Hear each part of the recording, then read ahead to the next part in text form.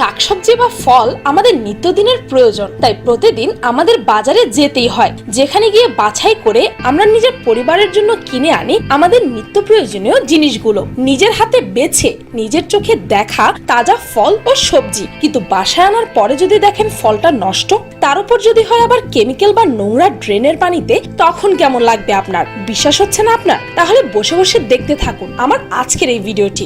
আজকে আপনাদেরকে জানাবো এমনই কিছু অসাধু ব্যবসায়ীদের বিষয়ে যারা প্রতিনিয়ত আপনাকে ও আমাকে ধোঁকা দিয়ে যাচ্ছে বা সহজ ভাষায় বোকা বানাচ্ছে।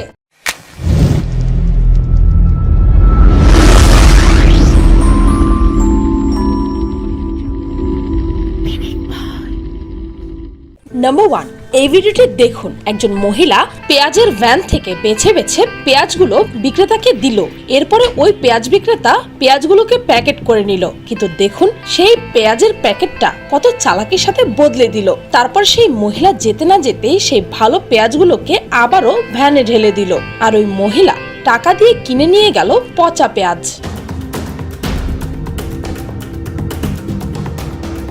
নাম্বার 2, এইখানে দেখুন তাদের চুরির কাছে তো জাদুকর ফেল। হাতের কারসাজি দেখেছেন? কত নিখুঁত ভাবে ফলের ব্যাগটি পাল্টে দিচ্ছে। ভালো ফলের বদলে পচা ফল, তার উপর ওজনেও কম, মানে ডাবল ঠকা। নাম্বার 3, অনেকের তো পছন্দের সবজি হয় মূলা, তা না হলে হয় মূলা শাক, কিন্তু দেখুন তারা কিভাবে এই মূলাগুলোকে ময়লা ড্রেনের পানিতে দিয়ে ডলে ডলে পরিষ্কার করছে। আসলে কি তা পরিষ্কার হচ্ছে, নাকি এতে মিশে যাচ্ছে জীবাণুর পাহাড়? ভেবে দেখুন একবার।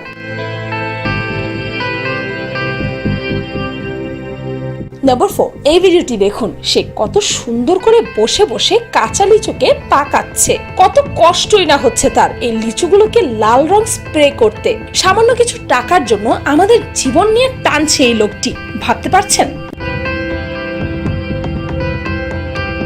নাম্বার 5, দেখুন তারা আগে থেকে পচা ফলগুলো বেছে নিচে রেখে দিয়েছে, ক্রেতা ভালো ফল বেছে দিল, কিন্তু একই কতটা চালাকির সাথে বিক্রেতা তার ফলের ঝুড়ির নিচে থেকে অন্য একটি প্যাকেট দিয়ে দিল, যেই ব্যাগে ছিল পচা ফল। মানুষকে ঠকানো তাদের পেশা না, যেন নেশা হয়ে গেছে।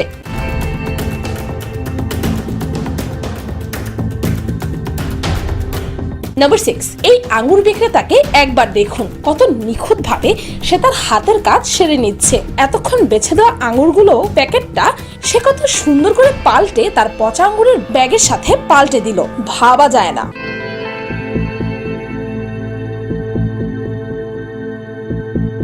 নাম্বার 7, আপনার আমার পছন্দের সবজি যেমন পটল, মটরশুঁটি, ঢেঁড়স, সিম আরো বিভিন্ন ধরনের সবজিতে রং স্প্রে করছে। বিষাক্ত টেক্সটাইল কালার স্প্রে করা হচ্ছে যেন এই ফলগুলো আরো সতেজ দেখায়। কেননা একজন কাস্টমার এই ধরনের চিকচিকা রঙের সতেজ সবজি দেখে বেশি আকৃষ্ট হবে, কিন্তু এই চিকচিক ভাবের পেছনে যে রয়েছে টেক্সটাইল রং ও বিষাক্ত কেমিক্যালের ছড়াছড়ি, তা নিশ্চয়ই এখন বুঝতে পারছেন। আর এইসব উপাদান আমাদের শরীরে কি পরিমাণ বিষ ঢেলে দিচ্ছে তা নিশ্চয়ই আপনাকে বুঝিয়ে বলতে হবে না। এই তো দেখলেন কিছু দোকানদারদের জোচ্চুরি। এবার আপনাদেরকে জানাবো এসব জোচ্চুরির পাশাপাশিও দিনের পর দিন যেভাবে ঠকে আসছি আপনিও আমি। দেশের বাজারে প্লাস্টিকের ডিম ছেয়ে গেছে। চীনে তৈরি এই নকল ডিম একেবারে আসলের মতো দেখতে, তাই তো খালি চোখে দেখে বোঝা সম্ভব নয় কোন ডিমটা আসল আর কোনটা নকল। এমনিতেই আজ সব খাবারে ভেজালের দৌরাত্ম্য চোখে পড়ার মতো বেড়েছে। এই অবস্থায় যদি দিনের পর দিন প্লাস্টিকের ডিম খেতে থাকেন, তাহলে শরীরের যে কিছুই থাকবে না তা বলার অপেক্ষা রাখে না। সাধারণ বাজার থেকে সুপার মার্কেট সব জায়গাতেই এই ধরনের ভেজাল ডিম পাওয়া যাচ্ছে, যা তৈরিতে নানাবিধ ক্ষতিকর কেমিক্যালের ব্যবহার হচ্ছে।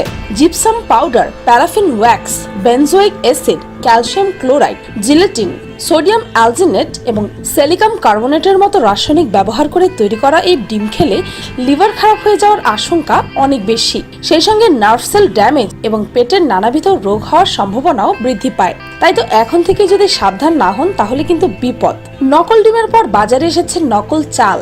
নকল চাল প্লাস্টিক দিয়ে তৈরি হলেও তা আসল চালের মতোই দেখতে, তাই নকল চাল চেনা খুব কঠিন। প্লাস্টিকের চাল স্বাস্থ্যের জন্য অনেক বেশি ক্ষতিকর। এই চাল দেখতে সাধারণ চালের মতোই, কিন্তু দলা পাকিয়ে এই জালের ভাত দিয়ে যখন বল তৈরি করা হয় সেটি নাকি প্লাস্টিক বা স্পঞ্জের বলের মতো লাফায়। এই চাল খাওয়া মানে প্লাস্টিক খাওয়া, আর প্লাস্টিকে আছে ফিলিটোস নামের উপাদান যা হরমোন এবং প্রজনন ক্ষমতার উপর প্রভাব ফেলে থাকে।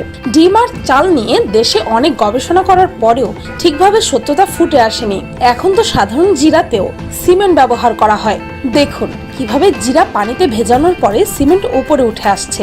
আর এই জিরা তো আর পানিতে ধোয়া হয় না, তাই আমরা বুঝতেও পারি না এই জিরা সোজা তেলে ভাজা হয়, তাই এই ঘটনাটা চাপা দেওয়াই রয়ে যায়। আপনি কি কখনো ফলের ওপর মোমের প্রলেপ দেখেছেন, যা দেখে সত্যি যে কারো মাথায় বাজ পড়বে? বিশেষজ্ঞদের মতে এই পৃথিবীর সব ফলের ওপর প্রাকৃতিকভাবেই এক ধরনের মোমের প্রলেপ থাকে, কিন্তু তা গাছ থেকে ফল পাড়ার সময়ে বা ফলের প্যাকেজিং করার সময় তা চলে যায়। তাই পৃথিবীর সব সরকার ফলের উপর আলাদা মোমের প্রলেপ দিতে অনুমতি দিয়েছেন, যাতে করে এই ফল বেশি দিন ভালো থাকে। কিন্তু তা শুধুই মাপ মতো, কিন্তু তারা ব্যবহার করে অতিরিক্ত। তার উপরে এই ফলের উপর বেশি মাত্রার মোমের ব্যবহার হয়ে আসছে প্রায় 100 বছর ধরে, যা বিশ্বাস করতে কষ্ট হয়।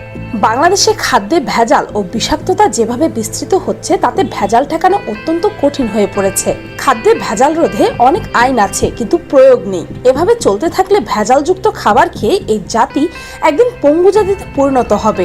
বিভিন্ন সময়ে ভেজাল বিরোধী অভিযান পরিচালনায় সামান্য কিছু অর্থ জরিমানা করা হচ্ছে, তাতে কাঙ্ক্ষিত ফলাফল আসছে না, বরং ভেজাল বিক্রেতা ও প্রস্তুতকারীরা নব উদ্যমে নীরব গণহত্যা চালিয়ে যাচ্ছে। শাকসবজি, মাছ, মাংস, দুধ, মরিচ, মশলা থেকে শুরু করে ফলমূল ও নিত্য প্রয়োজনীয় সব খাদ্যে ভেজালে জর্জরিত। বিষাক্ত এসব খাবার গ্রহণের ফলে দীর্ঘমেয়াদী স্বাস্থ্য ঝুঁকিতে আছে দেশবাসীরা, বিশেষ করে শিশুরাই এর প্রধান শিকার। চিকিৎসকরা শিশুদের নানা রোগের জন্য ভেজাল ও রাসায়নিক যুক্ত খাবারকে দায়ী করছেন। এই পরিস্থিতি নিয়ে উদ্বিগ্ন চিকিৎসক ও পুষ্টি বিশেষজ্ঞরা। অধিক মুনাফার লোভে অসাধু এসব ব্যবসায়ীরা জনসাধারণের হাতে বিষ তুলে দিচ্ছে। অনেক অসাধু ব্যবসায়ীকে হাতে নাতে ধরার পরও সরকার কোনো পদক্ষেপ নিচ্ছে না। টাকার জোরে পেশি শক্তির কারণে পার পেয়ে যাচ্ছে তারা, ফলে নিয়ন্ত্রণহীন হয়ে পড়ছে বিষাক্ত খাদ্য। ভিডিওটি এই পর্যন্ত, আর এই ভিডিওটির পার্ট 1 এর লিংক এই ভিডিওর ডেসক্রিপশনে পেয়ে যাবেন। 3, 2, 1, go!